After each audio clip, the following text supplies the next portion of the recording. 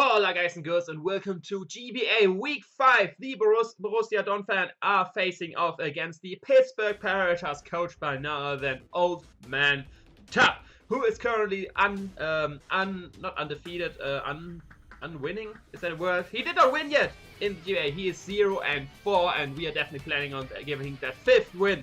Fifth loss, that is, because so we can finally go to 2-3 and get back up our wins to finally get a positive differential win and loss wise.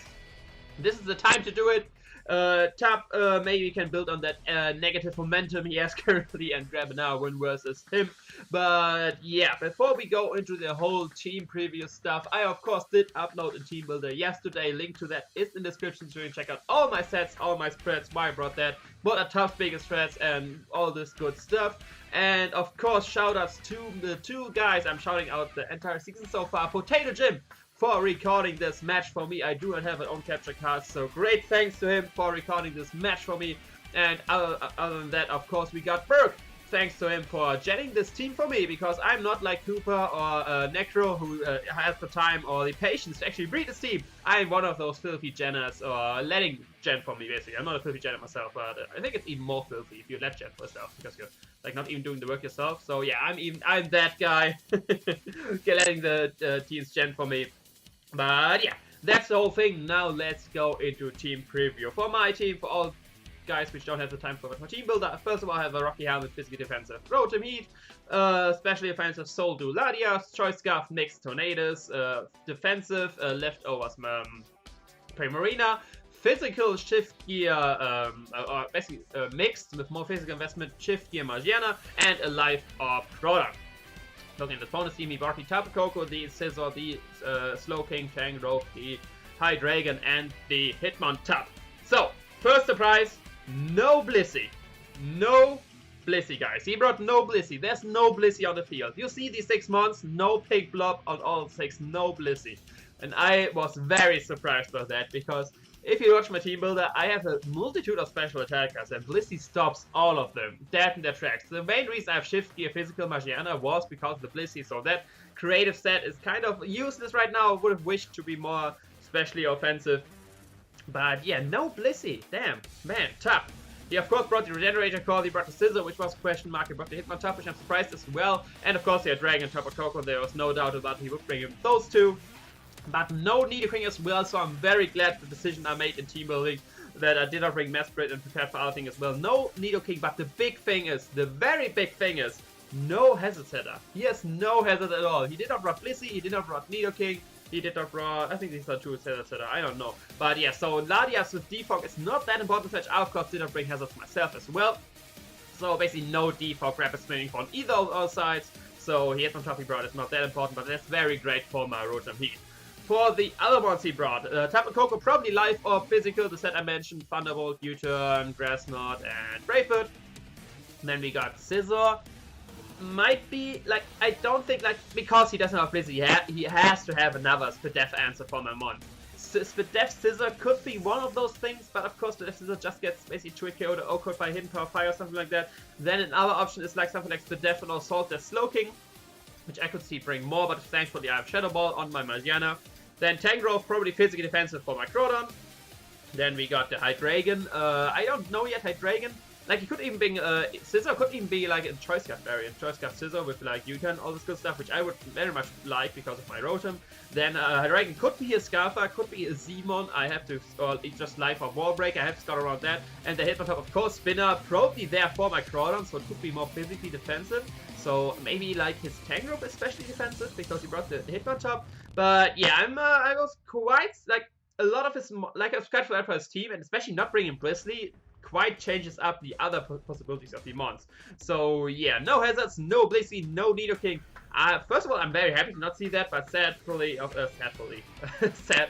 It's of course sad that my Margiana set won't be as impactful with a team like this. But yeah, looking at his team potential leads, I see on his team either the Tapu Koko or the Scizor if that is a Choice Scarf lead, or the Hydreigon if that is a Choice Scarf. So basically all his momentum mons, he can just like U-Turn, Volt Switch out versus my team. I don't think one of the Regenerator mons to be it, or the Hitmontop, but either way, like Rotom Heat has a very nice matchup versus his whole team. I stopped the Tapu Koko, I stopped the Scizor, I can Volt Switch out versus a Slowking, I scare out the Tangrowth. Hydreigon, I would have to switch out versus, and the Hitmon top, I have a very nice matchup as well because of Pittsburgh defensive. So I lead with my Rotom because 5 or 6 months, I basically have a very nice matchup versus him. So I decide to lead up with just that, and let's start the match and see what Tup decides to lead with us. We start the match. Pittsburgh Pirattatas vs Borussia Donphan. Pokemon Trainer Tup is issuing a challenge, and he decides to lead with his Tapu Koko, which of course his Tapu Koko getting his electric terrain up, and we have Rotom meme out here right away. So, pausing the match right from the start. I do not want to go for the overheat right from the start to get basically a massive amount of damage on him right away. I more expected him to switch out, probably into Hydreigon, so I just want to get a Volt Switch up. It is electric terrain boosted, so we'll do it like. It will probably not do a lot still to Hydreigon, but it's at least boosted damage. But yeah, I don't expect it to stay in basically. I just go for the Volt Switch right here. I just fit to U-turn or Volt Switch yourself, get some rocky hammer damage, but he goes for an extra miss and he misses! So finally guys, we are getting hacks in our favor again. It's a pretty huge hacks. Having Rotom healthy is very important versus the Scizor. It's my only check to have for this. I don't have any other fire couch on my team, so that miss was very big. Of course, first 10 hacks is always. You can never you can never justify it in first 10 hacks because you have no idea how the long rest of the game would have went. Like Theory Modding from turn 1, it's basically not doable. So yeah, I cannot say like this was very big hacks right from the start. I decided to go in my Tornadus right here, and right here I think okay, I brought my Tornadus in on this, so he has to know that I'm Scarfed. Because of Volt Switch damage, like I said, in Team Builder after 1 Life Orb hit or 1 Rock Switch, and he is in range of my Sludge Wave from my Tornadus, and this Volt Switch damage just did around that amount, so he dies to a Sludge Wave from my Tornadus from here, and I brought it in versus him, so I'm basically not even playing around with Mind Kills and Scarf, basically telling him, screaming at him, Chop, this is the Scarf Tornadus, I will be able to kill you. So I expect, of course, expecting to switch out right here, going for the U-turn, but like you can see here, Tup is a madman and actually decides to stay in. I could have gotten rid of the Tapu Koko right here, turn 2. And this is goddamn, this is the second time Tup risked his Tapu Koko. I was so sure. I switched my Latias, I will explain later why. Going on with Tornadus.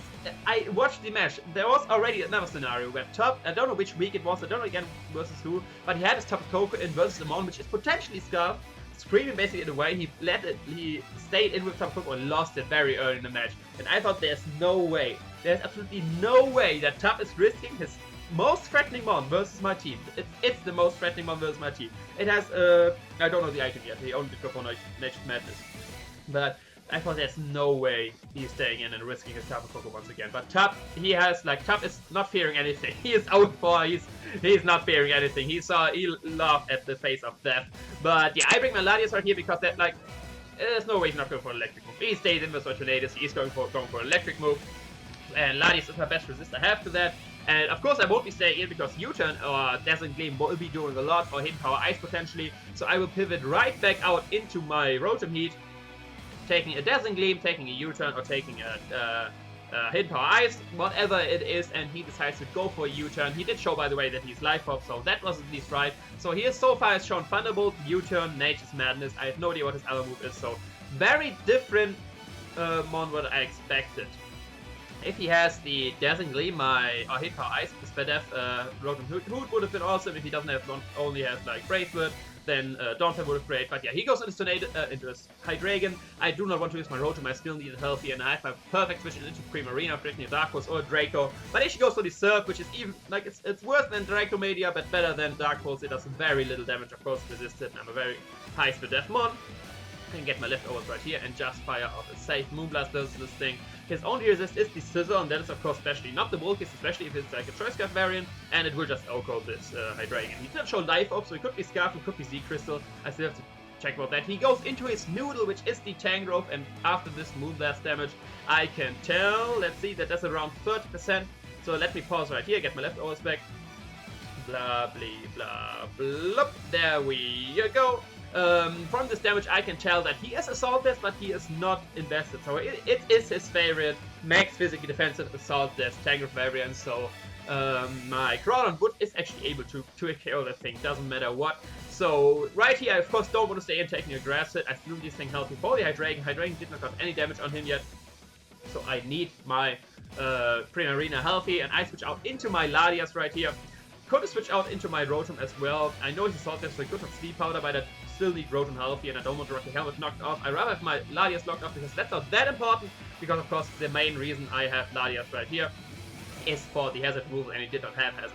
So, he goes for Rockset and misses, so another, like, not huge hacks in my favor, but another hacks in my favor, and it starts to stack me up. Nature's Madness miss, he goes for Rockset and he misses, like, 2% chances. Like, Tup, I don't know if your monsters don't have their glasses on, but they're all missing all their 10% chances right here. We've not done a lot, like, around 10 to 20%, I could just recover that off, but either way, I feel comfortable just going for a Draco right here, because I do not think he would risk the Tapu Koko versus me, and everything else we get a huge amount. This is a max attack, so you boost the Draco Meteor, and he decides to stay in, and that is a dead Tangrowth. The card, like, he's Assault Vest, but there's no way without special defense investment that you're living this Draco, so we get rid of the Tangrowth very early in the match. Sadly, that was not the mission for Crawler this time, so the Ice Beam on my Crawler is not that important anymore. He was a 5th step Hydrangin as well. This surf damage told me he was timid max speed. So yeah, he goes into his Pop Knot, and I switch up real hard into my Crawler, because I expect an Ice Beam right here, or Thunder Wave, because Scald wouldn't be doing too much, but he goes for the Scald, and I was hoping, please, don't burn me. Don't burn me. I know this was a risky switch, but in 70% chances, this was a good switch. And like you can see here, I go over that later. He did not get the Scald. It was a risky switch on my part, but to be fair, like 70% of those switches would be good for me, only 30% would be bad. And he is actually a Life Orb Slowking. So he's not even a Assault Vest, he's not even Spadef, he's an offensive Slowking. So looking at his whole team, looking back at his whole team, he has an Hydreigon, which is the Crystal Choice card. He has a Life Orb Slowking. He had an Assault Vest, not special defense invested Tangrowth. He has, what else? Life Orb, Tapu Koko. Then Hitmontop, I don't know yet, probably defensive. And what did I not see on the field as well? What did I not see as well? What am I missing? Regenerator Core and the Scizor. So, Tup, like, this team he brought, it would have just lost to a standard Magiana. Like, what is the switch into a standard Magiana? Like, just max special attack, Flurkin. What is the switch in? Scizor is not taking those hits.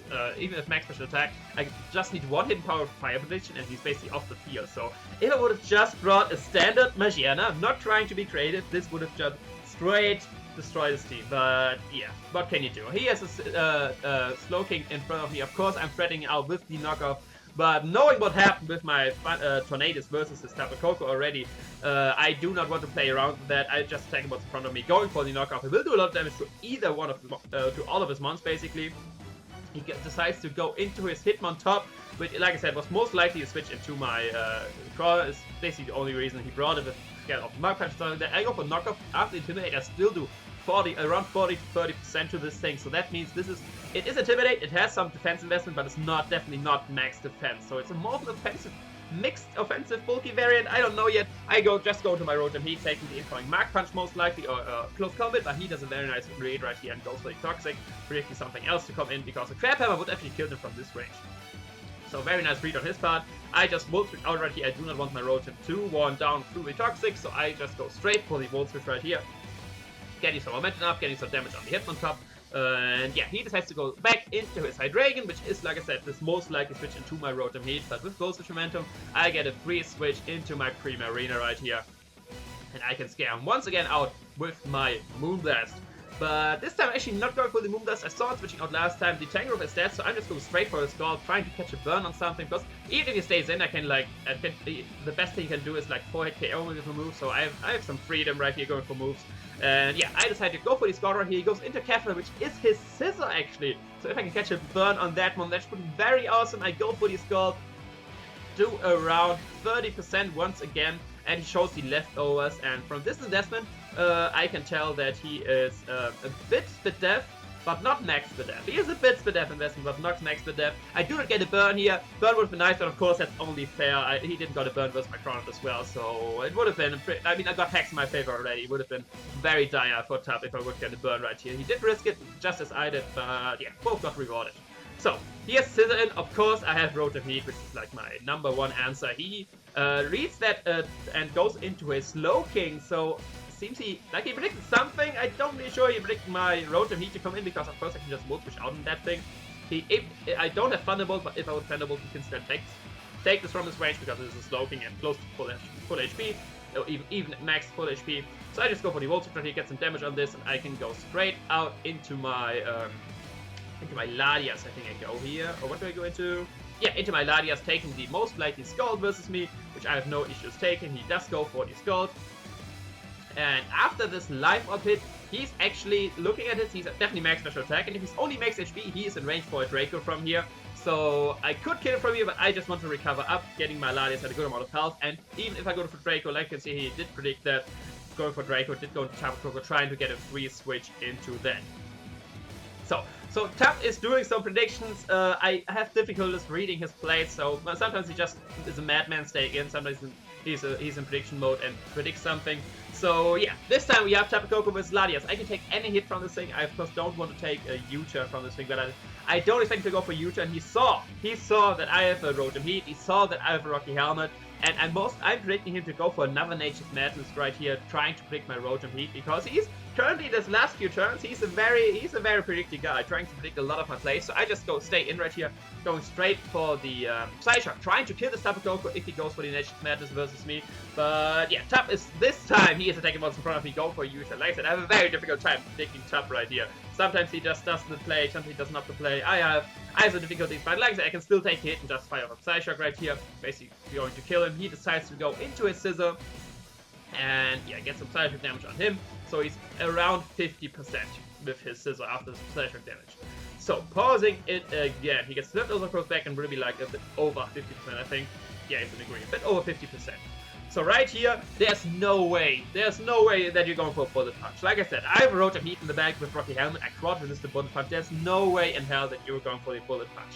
And looking at his team, I have some damage on the Slowking that can, of course, can't do too much to me. I just need more damage on the Scizor so my Magiana can sweep.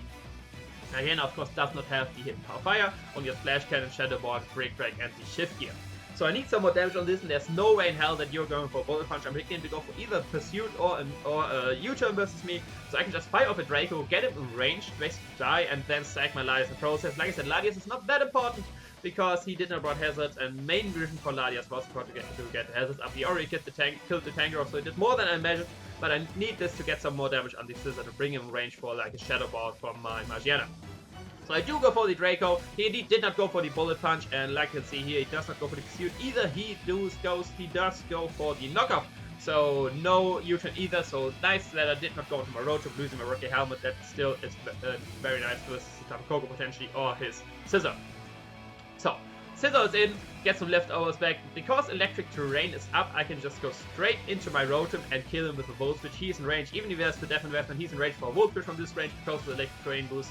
Not electric terrain boost. I do even get the electric terrain boost. I'm not grounded, but he's still in range for a Volt Switch, and he goes into his Black Pearl. I can Volt Switch out this again once again, and could go once again into my Primarina.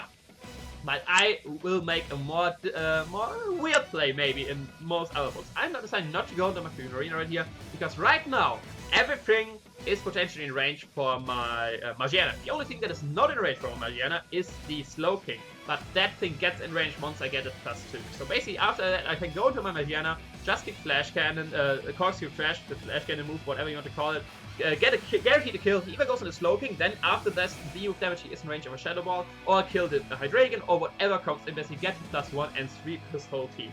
So I decide to go into Magiana right here, and I'm thinking about setting up and basically going for game. But there is still one scenario in which this won't work. That is if this is the Crystal Fire Blast Hydreigon. That will just Oko my Magiana. From there it is. So I will pull right here a double scouting for the Z Fire Blast. I still don't know that he scout. He only has shown no item, and that thing is a Z Captain. So it could easily have the Z Crystal, and having the Z Crystal for Magiana is a very likely bring for him, because that would just straight Oko me, and Magiana is a nice switch into both his stabs. Draco Meteor being immune to that, and of course Darkwood being resisted.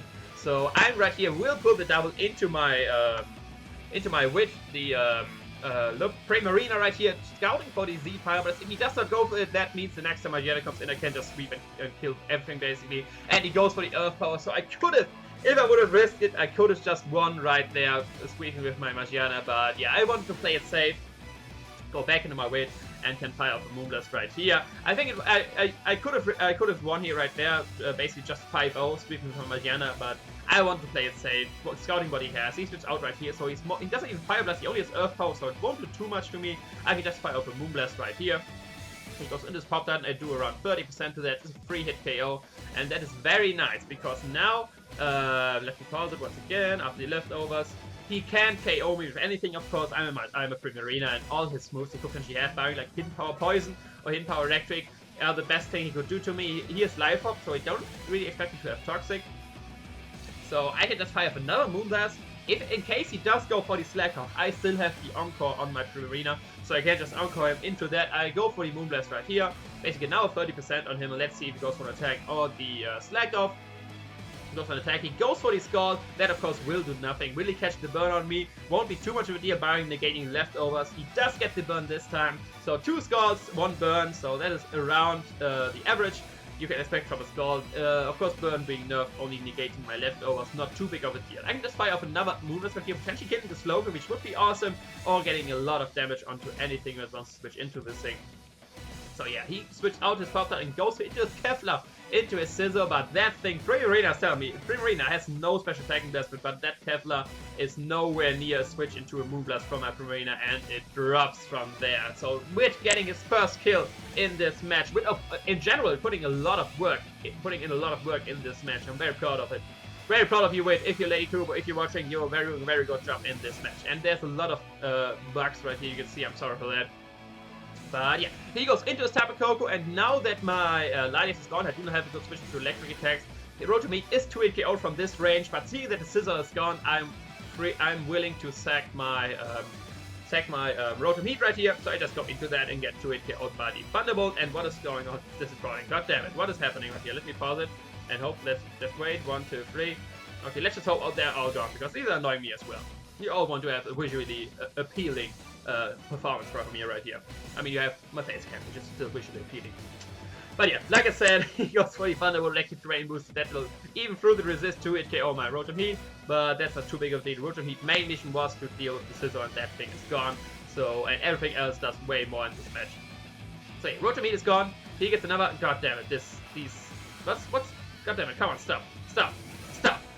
I go into my Tornadoes right here. I'm Scarfed. He knows.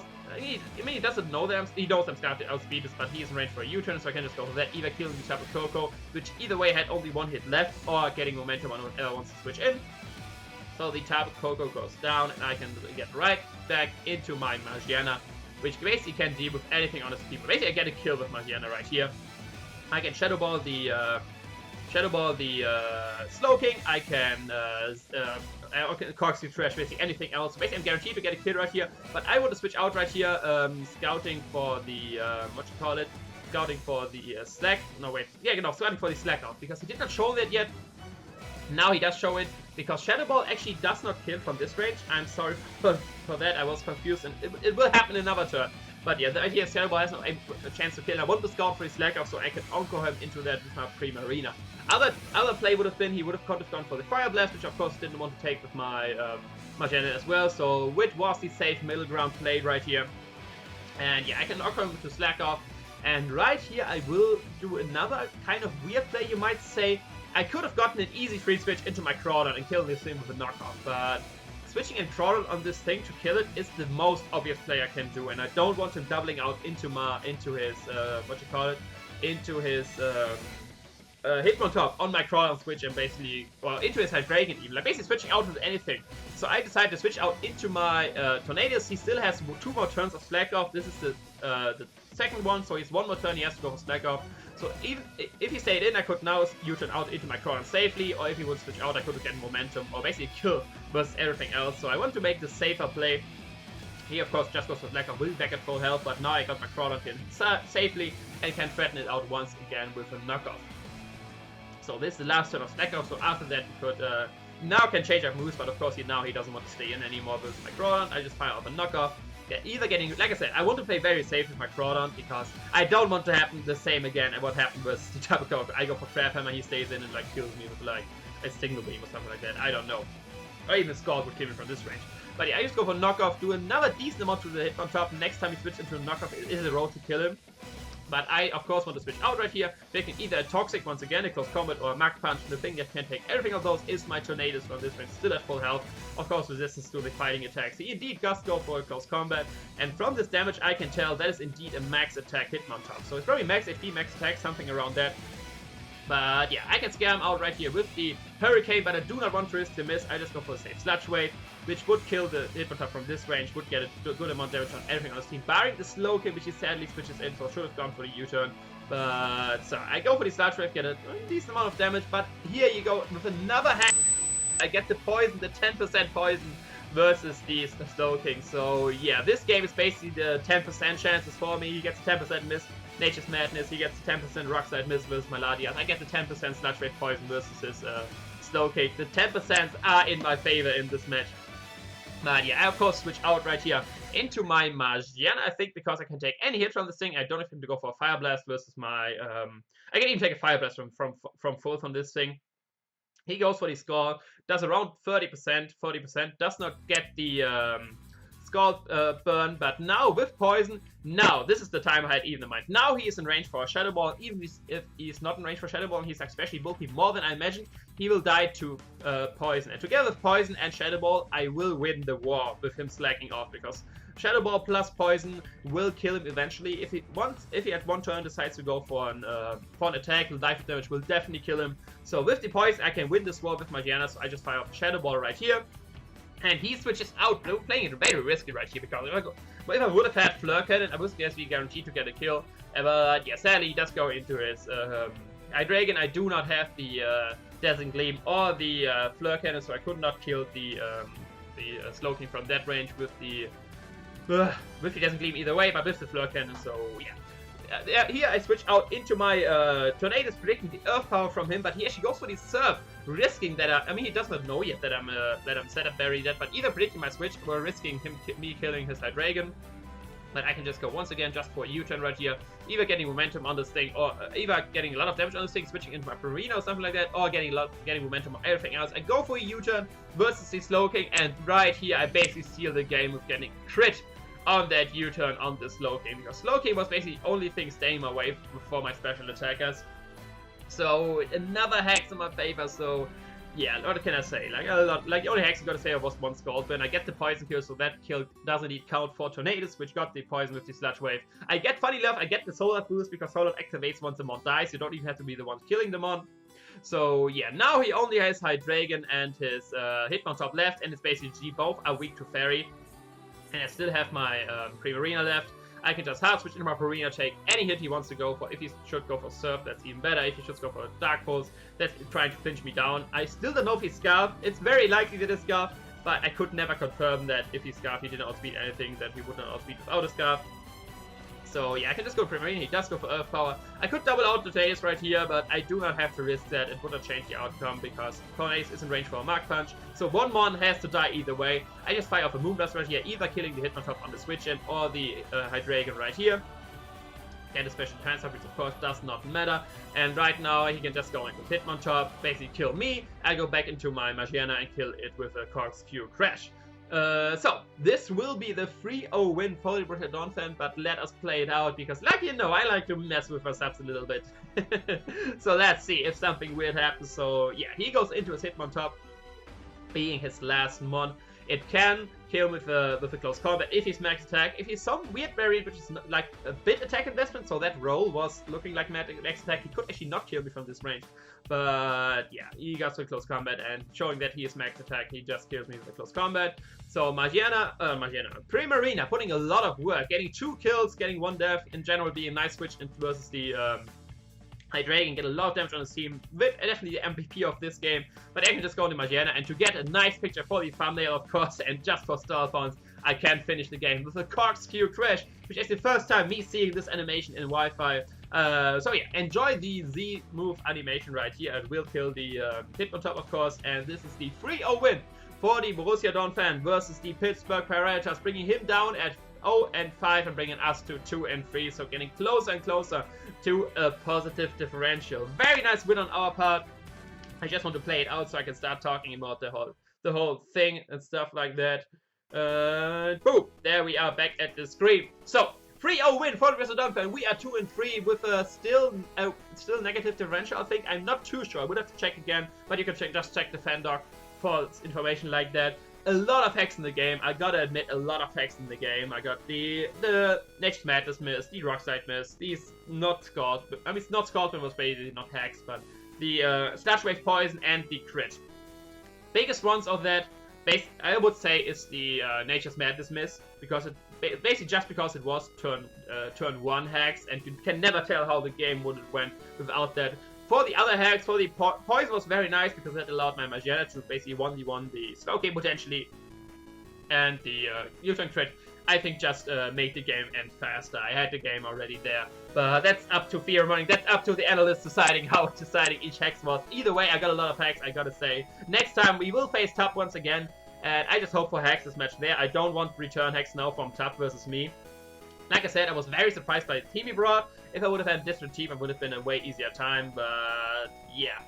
That is a 3-0 win, like I already said. We are now 2-3. The Borussia Donphan are climbing back on the set. If Mono, currently defeatless, manages to win versus Septal MC, we have actually a chance to tying up with George and Septal MC for second place. Him being 2-3 and us being 2-3. So if Mono keeps up his streak, we actually can tie with him and potentially even get to second place, depending on how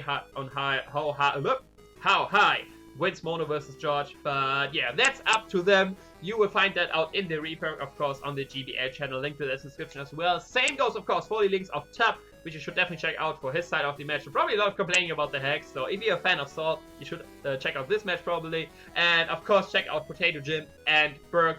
Both the links in the description. They both put up great league content on their own as well, so you can check those out.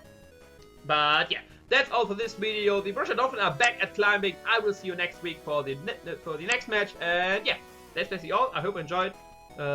Comment, subscribe, like, and yeah, see you next time.